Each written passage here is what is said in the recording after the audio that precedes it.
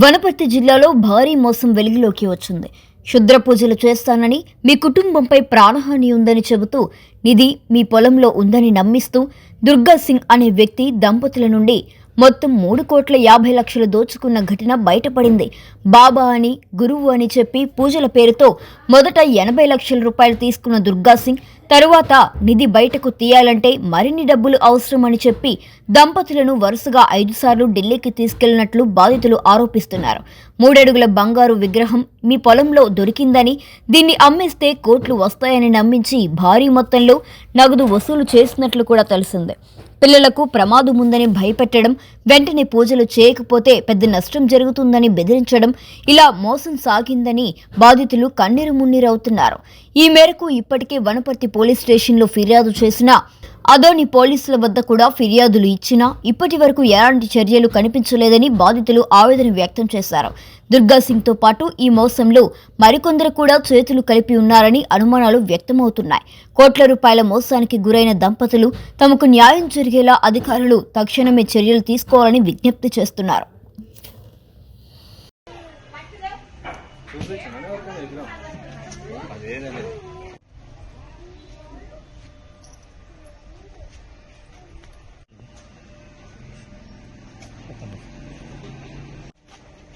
అలా చేయదమ్మా, ఏమైందమ్మా? ఎందుకు తల్లి అలా చేస్తా? అలా చేయదు ఫస్ట్ ఏమా, అట్లా చేయొద్దమ్మా. ఎందుకు అలా చేస్తా?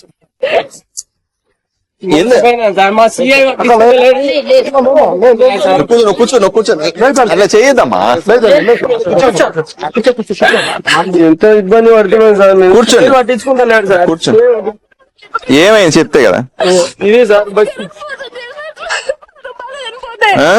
ఆరోగ్యం బాగాలేదనిపోతే మోసం చేసినారు. ఎవరు ఎంత మోసం చేశాను? డబ్బులు తీసుకున్నారా? డబ్బులు తీసుకున్నారు సార్. ఎంత డబ్బులు తీసుకున్నాడు? 3 కోట్ల. మొత్తం ఎవిడెన్స్ అసలు నీకు 3 కోట్ల నుంచి వచ్చినాయమ్మా?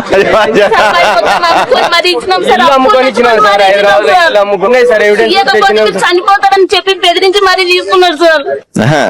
మళ్ళీ చెప్పు నాకు ఒకసారి, ఏమైంది?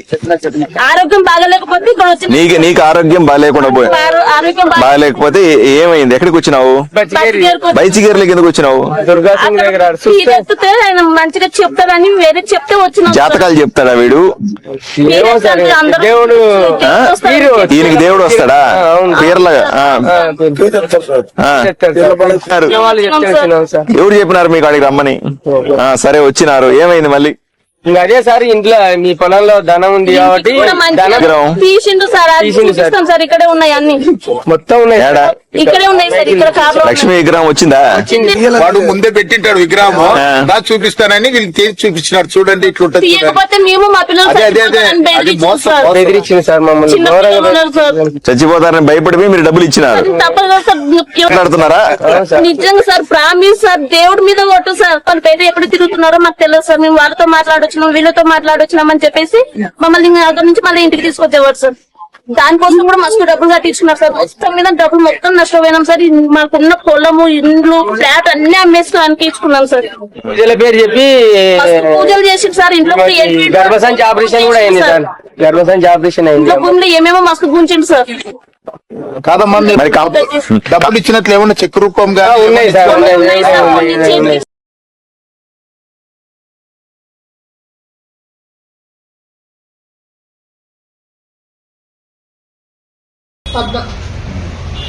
హెల్త్ బాగాలేకుండే సార్. హెల్త్ బాగాలేకపోతే అక్కడికి వెళ్లే వాళ్ళలో కొంతమంది చెప్పిండ్రు అక్కడ అయితే బాగా చేస్తారు అని. చేస్తారంటే అక్కడికి వెళ్ళినాం సార్. అక్కడ సార్ తీరు పట్టేవాడు.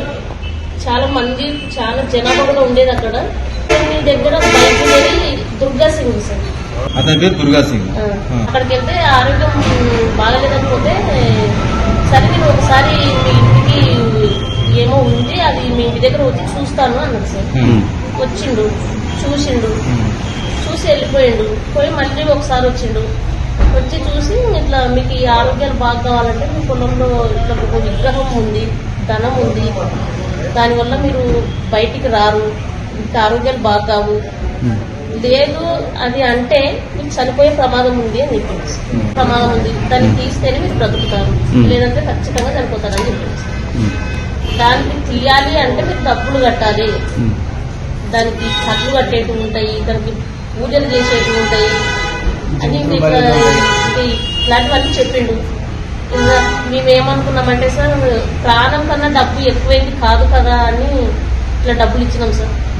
ఇస్తే తీసిండు సార్, అంటే చేతులుగా తీసుకుపోయిండు, గుంట దోగించిండు.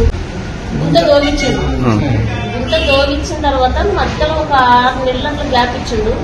ఇచ్చిన తర్వాత అప్పటికి మళ్ళీ అంతవరకు ఆ పూజలని ఈ పూజలని తిప్పిండు, చేను దగ్గరికి ఇంటి దగ్గరికి, చేను దగ్గరికి ఇంటి దగ్గరికి తిప్పిన తర్వాత ఒక రోజు రాత్రి వచ్చి తీయాలి అన్నాడు. దాదాపు 50-60 లక్షలు అయింది కదా.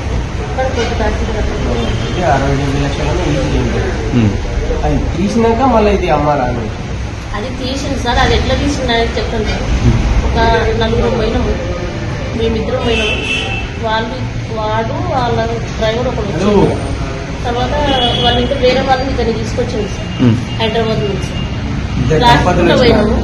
రాత్రి పూట 11 తర్వాత పోయినాము. పోయిన తర్వాత మళ్ళీ టెంకాయలు కొట్టాలా అని అక్కడ పుట్టకారం వాళ్ళు ఉన్నారు.